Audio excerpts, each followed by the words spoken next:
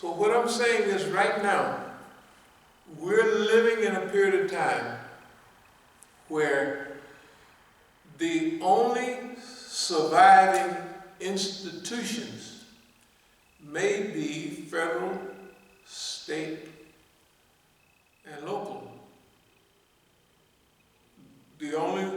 Because with economies, with money, they're giving money away. That means this can go on so long. We don't have no calendar with a date on it when this thing is going to come down. When it comes down, that means that they're going to need the state, all those institutions to keep things in check. If it were to happen too soon, before the population stabilizes in our favor, when I say that, that means white people will be a minority soon. They might be there now. In California, they hit that several years ago. When white people were a minority, they're a minority in California. But remember, they got tons of Asians, blacks, and all other minorities in California. It may take longer in the Midwest. But during these periods of destabilization, they can use the institutions against the people because people are not getting salaries, they're right? So, if we leave it to them, all of them are going to be in the positions of using the power.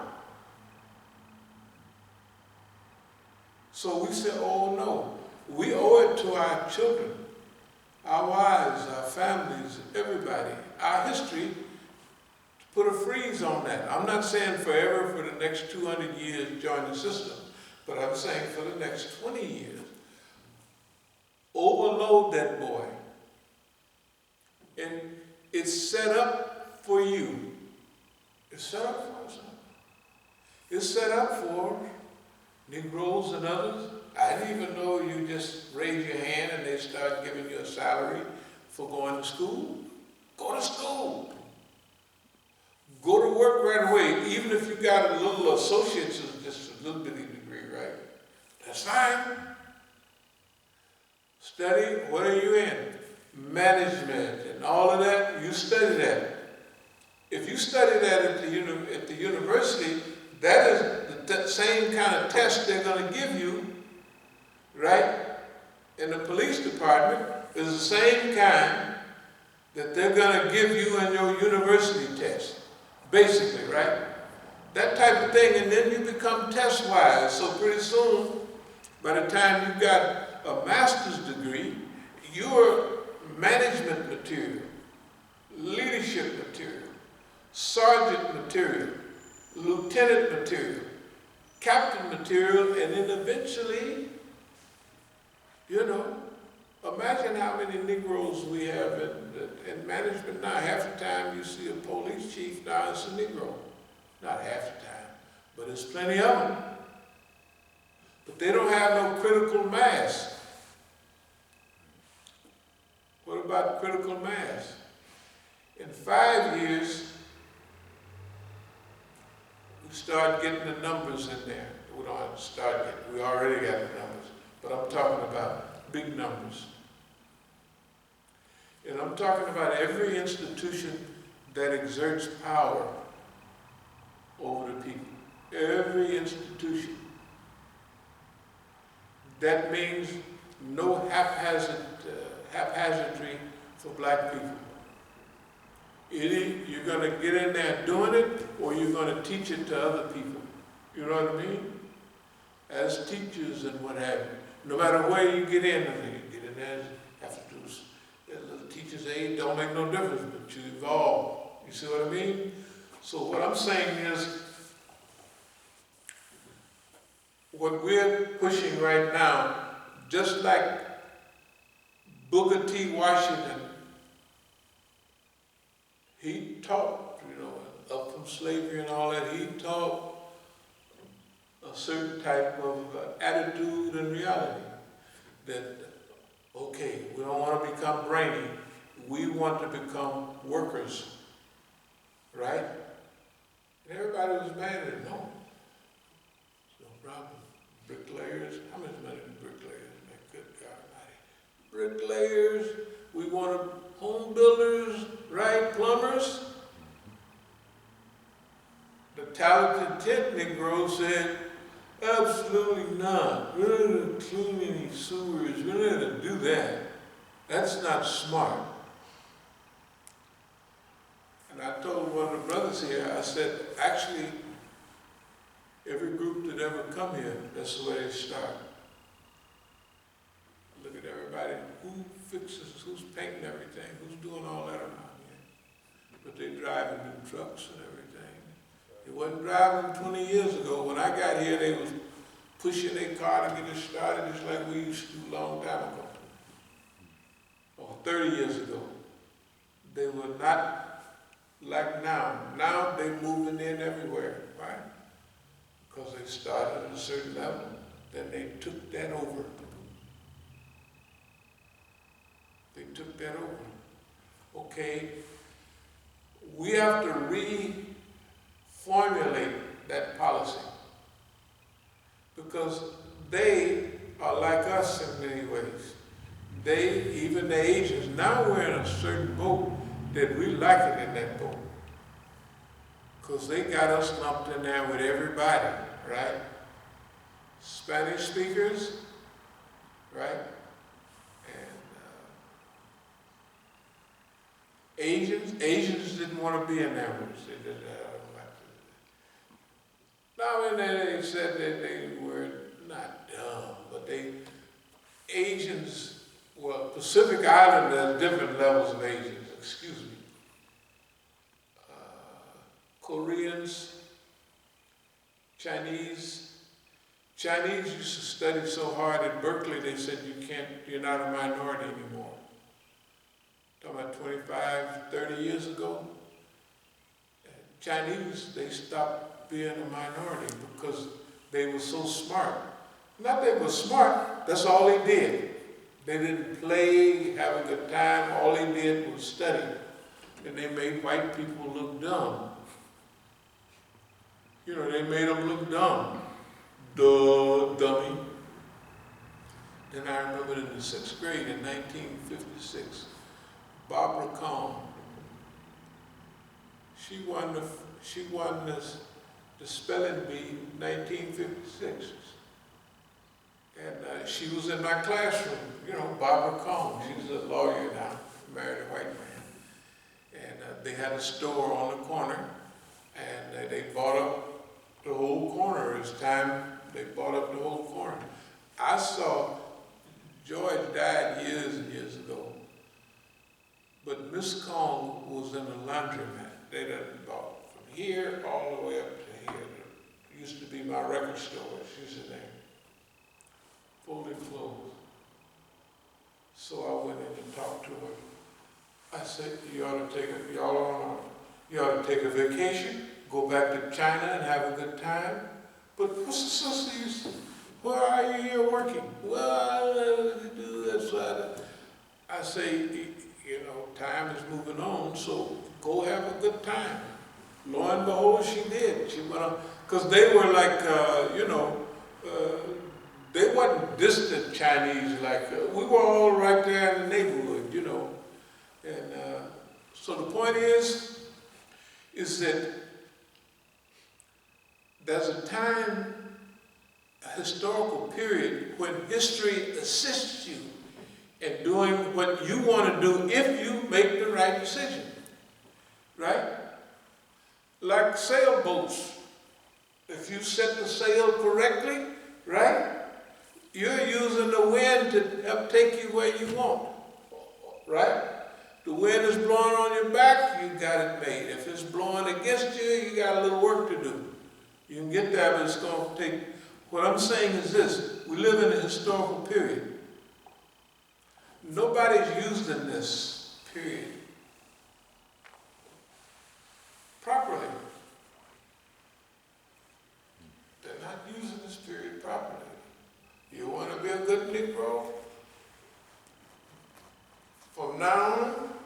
Do just like we was talking against. Get you a good education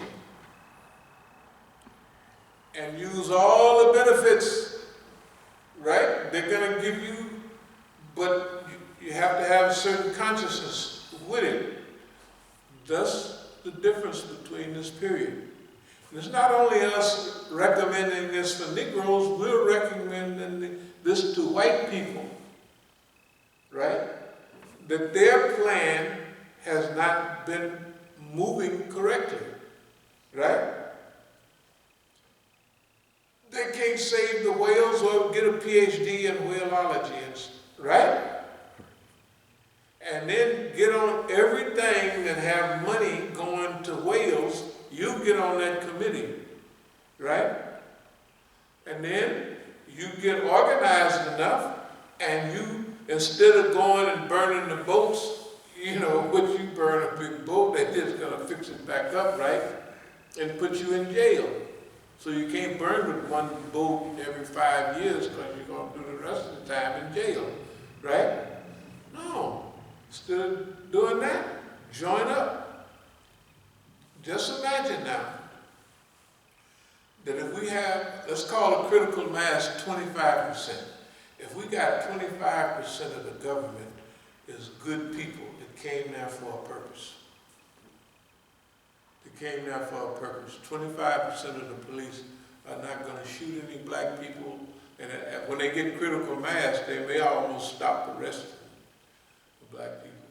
Not because they're not committing crime, but because of the historical injustices, right? And the longer they're there, the more they're going to be educated on what was the purpose of a police department in the first place. Everybody knows. Slave catchers, right? They got it on all their books. This is what the police department started for. To catch niggas, right? Okay. This is a time, and see a lot of people, they say, man, you done flipped up. No. We have not flipped up. We've been heading here all along. We've been heading here all along. But the white man didn't know. You know why he didn't know? Because we didn't know. Right? He didn't know because we didn't know. Everything, I'm trying to tell you, everything we've been teaching people have been serious. But all along, we want to help. From the Quran, the Pope brothers using, dying from heroin overuse, and this, that, and other, right? We've been easing toward this. We have been easing toward this because our religion, our way of life, is a humane way of life.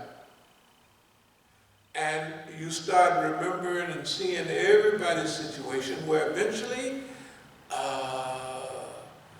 we want those people to be our warm and fuzzy friends. Right? Okay. That's called evolution. That's why we've changed from 25 years ago or more, revolution or evolution over revolution. I mean, we evolved. And now, we get right here today. So let's just, for us, go over it kind of quickly. Number one, they're talking about we want to change, defund the police. That's going to last about 3 weeks because the police are organized, right? And they'll mess things up so bad. Right? That's going to be it. They can do that because they're organized. So the situation is presenting itself to us so that if we join in the system, which used to be a curse word, join in the system with purpose, with goals, with focus. Right? We're not joining the police department to beat nobody upside the head.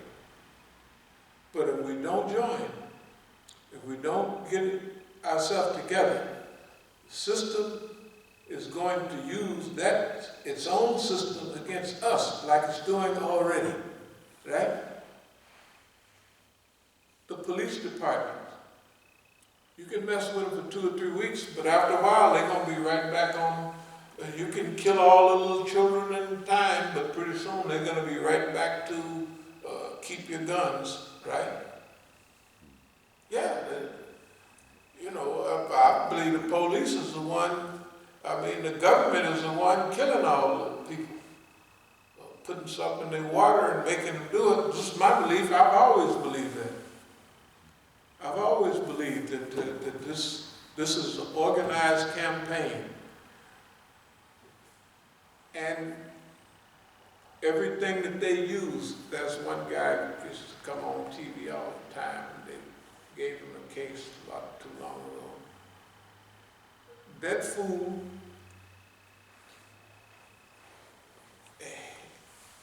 when I first saw him on TV, I knew something was wrong, but he stayed on TV, and then all of a sudden, he was talking about all the kids that was killed up in Alexandria. They made it up. And the people taking their children to the graveyard, this man, he's with them. Yeah, he's with them. Because half of the stuff he says, the people love it, right? They love it, and half of it is half true. Then he mixes that in, and they set him up to catch him on it. Like the same thing with 9/11. They were sending out a lot of stuff around to us that sounded good, but it didn't happen that way. We picked it up right away and stopped using it. And then when you turn on the radio, everybody that got jammed up, they was using that material. And then the radio commentator had things that jammed that stuff up, right?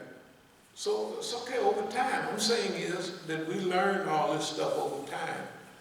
But the point is that history gives people's opportunities. This is now the time of a great opportunity for us. And guess what? We're already prone to that. We're already headed that way anyway. That's almost what 90% of us are going to do anyway. Right? Get in the government. Okay. But now get in the government with focus and with purpose. What is all of that stuff on TV doing? It's getting our minds ready to do that, because we're seeing in our heart that no matter what happened. See, they want us to get mad and they want us to do other things. No, we're not going to do that. They're doing that to take us back to the 60s. We're not going back there with them. Oh, yeah?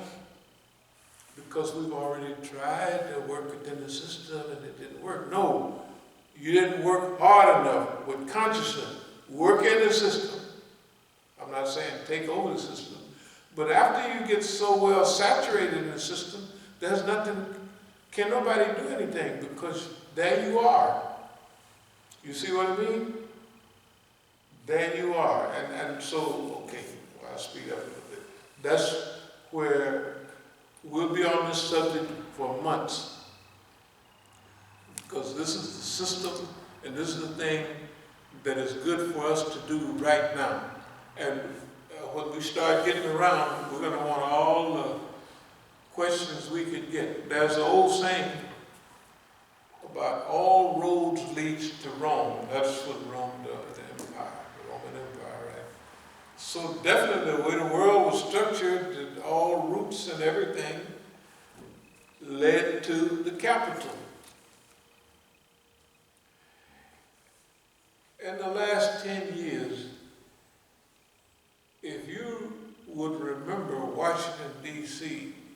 30 years ago, it was just a murder-infested know what? If you see, you can't go anywhere without seeing the new 8 and 10-story complexes all over the city. They're just, and no more Negroes. That's what they say. Once you move out of D.C., you can't move back. I mean, you can't afford it. And the thing that they hate about us is that we done got locked in right here. So it's only 8 pieces of property, but they're trying to tax us out of here, run us out of here, do anything they can, right? Because we're strategically located, and the longer we stay, the higher everything, the more strategic this becomes. So everything that we thought about before, we thought about it for one reason, but it's all now coming back for a whole nother reason. Plus what you wanted to do, right? Now, to be property owners is a big deal. Remember now, we own our property here and in Oakland. And in Oakland, the stuff they did is so stupid, we just sue them for, I don't know, millions. 100 million, 150 million, sure, 150 million. Yeah, they got to give it to us because they did it. The thing about it is the time limit we setting that. So they keep doing stuff so we'll fall into their time frame. No, no, no. By the gift of time, we have managed our life right now. So at this time, we're ready to exert this policy because this is the time for that policy to be pushed forward. And we're the ones that managed our own time. So we could be here and recognize it. Yeah, we could be here and recognize it. If we would have went back to California and did this, that, and another, something else might have happened. Well, we don't say this. We're saying we've been here at this time, and this is the time, and this is the place. This is the place. I think property values have doubled in the last